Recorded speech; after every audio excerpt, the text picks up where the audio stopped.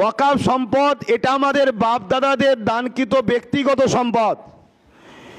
এ সম্পদে ইংরেজরাও হাত দিবার সাহস পায়নি। এ সম্পদে বিগত দিন কংগ্রেস বা আরও যারা গভর্নমেন্ট হয়েছিল তারা কেউ হাত দিবার সাহস পায়নি। আজকের এ কেন্দ্রের ফ্যাসিবাদ জালিম মোদী সরকার সংবিধানকে বুড়াগুল দেখিয়ে জোর করে মসজিদ মাদ্রাসাকে ভেঙে দিবার জন্য এবং মুসলমানদের ওয়াকফ সম্পত্তি কবরস্থান ঈদগাহগুলোকে কর্পোরেটর পুঁজিপতিদের হাতে তুলে দিবার জন্য আজকে যে ঘৃণা চক্রান্ত করেছে, যে বিল পাশ করিয়ে তারা নিয়েছে, তারা হয়তো হলের মধ্যে ঘরের মধ্যে সংখ্যাগুরু দেখিয়ে বার করে নিয়েছে, কিন্তু আমাদের ঘরে রাজপথে এবং নিজ এলাকার মসজিদ মাদ্রাসা রক্ষার জন্য আমাদের জীবনের শেষ নিঃশ্বাস পর্যন্ত, রক্তর বিন্দু শেষ থাকা পর্যন্ত শরীরে আমাদেরকে এই কানুনের, এই কালা কানুনের, এই সংবিধান বিরোধী আইনের বিরুদ্ধে আমাদেরকে লড়াই করে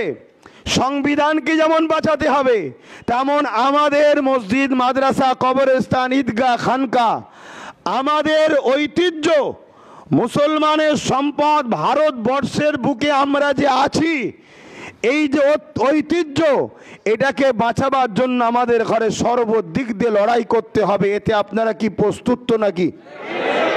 জোরে বলুন, প্রস্তুত তো নাকি? আমরা যেমন দেশের জন্য কথা বলবো, দেশের জন্য জান মাল প্রয়োজন যতটা হবে সবটাই কুরবান করব, করেছি, আগামীতেও করব। মানুষের সেবায়, মানুষের জন্য, মানুষের হয়ে নিজেদের জীবনকে আমরা লাগাবো। কিন্তু মনে রাখবেন, দেশ ও মানুষকে ভালোবাসার শিক্ষা দিচ্ছে আমার ধর্ম ইসলাম। অতএব সেই ইসলামের প্রপার্টি, ইসলামের সম্পদ মসজিদ মাদ্রাসার ওপরে যদি আঘাত আসে, তারা হয়তো সংখ্যা গুরু দেখিয়ে, তাদের এমপি বেশি দেখিয়ে জোর করে ঘরের মধ্যে আইন পাশ করে নিতে পারে, কিন্তু এই আইনকে বাস্তবে লাগু আমরা ভারতীয়রা সংবিধানকে সামনে রেখে হতে দেব না। এটা আমরা অঙ্গীকারবদ্ধ হচ্ছি, তাই তো নাকি? তার জন্য আমাদেরকে সংবিধানের দায়রার মধ্যে থেকে, সংবিধান যেভাবে আমাদেরকে পাওয়ার দিয়েছে, সংবিধান যেভাবে আমাদেরকে অধিকার দিয়েছে, সংবিধান যেভাবে আমাদেরকে ক্ষমতা দিয়েছে, সেইগুলোকে সামনে রেখে আমরা সম্পূর্ণ ক্ষমতাকে প্রয়োগ করে হয়ে সংবিধানকে যেমন বাঁচাবো, সংবিধান বিরোধী যে আইন তৈরি করেছে কেন্দ্রের ফ্যাসিবাদ মোদী সরকার, সেই আইনকেও আমরা প্রতিরোধ করে দেখাবো ইনশাআল্লাহ। বিগত দিনে কৃষক ভাইদের বিরুদ্ধে কালা কানুন তৈরি হয়েছিল। কৃষক ভাইরা হরিয়ানা থেকে শুরু করে একটা রাজ্য থেকে, বিশেষ করে বিহার, হরিয়ানা, কি বলে, পাঞ্জাব থেকে শুরু করে আজকে সে কালা কানুনকে কেন্দ্র সরকার প্রত্যাখ্যান করতে বাধ্য হয়েছে। পুরো দেশের, এটা শুধু মুসলমানের ব্যাপার নয়। একদিকে যেমন মুসলমানদের ওয়াকফ সম্পত্তি ঠিকই, কিন্তু মনে রাখবেন, সমাজকে বুঝান এটা সংবিধান বিরোধী হচ্ছে।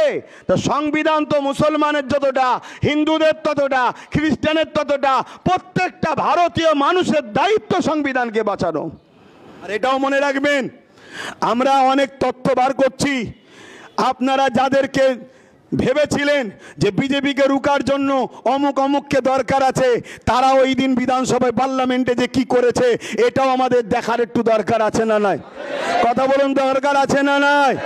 তাই কে কে হাজির ছিল, কে কে হাজির ছিল না, যারা হাজির ছিল কি বক্তব্য দিয়েছে, কি কথা বলেছে, এটা আমাদের দেখা দরকার আছে না নাই?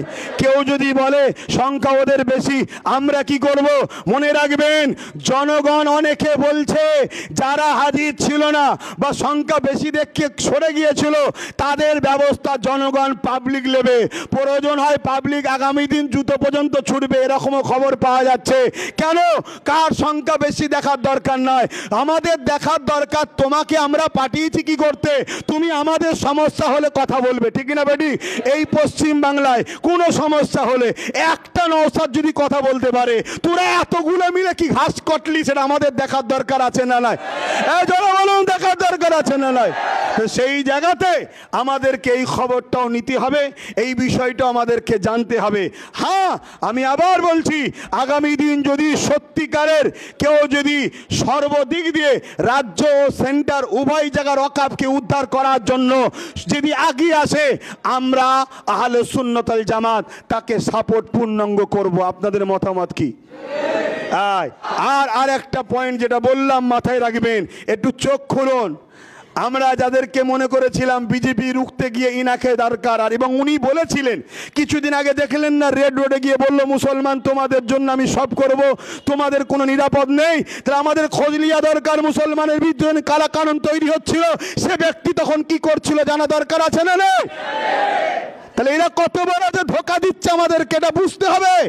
এখনো সময় আছে, এখনো সময় আছে।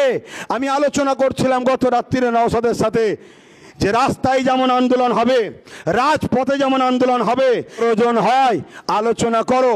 অলরেডি ও তখন বললাম আমি আলোচনা আগিয়েছি এবং আমি বলেছি তুমি তাহলে তৈরি হও, আমরা আইনের লড়াইটাও, জোরে বলুন। তাহলে আমাদেরকে জাগতে হবে, বুঝতে হবে, দেখতে হবে।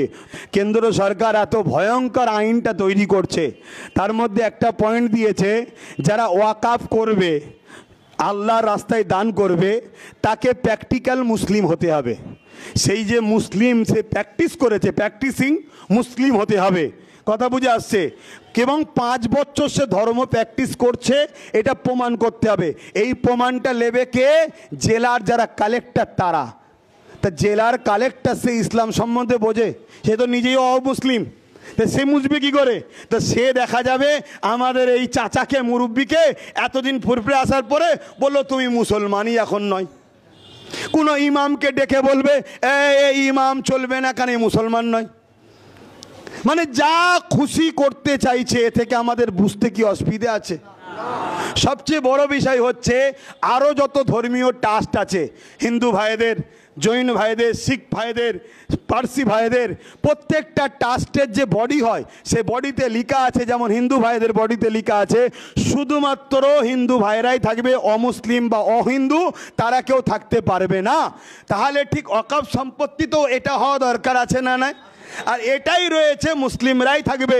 কিন্তু আজকে কেন্দ্র সরকার বড় ছলে বলে কলে কৌশলে সেখানে শর্ত করে দিচ্ছে যে অমুসলিমদের ঘরে রাখতে হবে। আমাদেরকে আগামী দিন এই ভারত থেকে তাড়াবার প্ল্যান করবে, যেটা মায়ানমারে করেছিল। এর থেকে আর কত বিষয় আপনাদেরকে বলবো।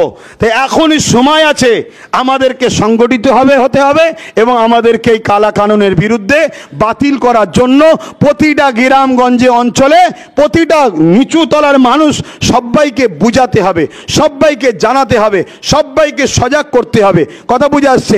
অনেকে বলছে যে ওয়াকফ জায়গা, এয়ারপোর্ট আছে ওয়াকফ জায়গা, রেল আছে ওয়াকফ জায়গায়, বিভিন্ন অফিস আছে ওয়াকফ জায়গায়, বিভিন্ন কি বলে সরকারি দপ্তরে ওয়াকফ জায়গায়, অতএব সে কোনো সরকারের। আরে আমরা অস্বীকার করছি কোথায়? দেশ আমাদের, দেশের সম্পদ আমাদের, সবটা থাক না, কিন্তু ওয়াকফ বলতে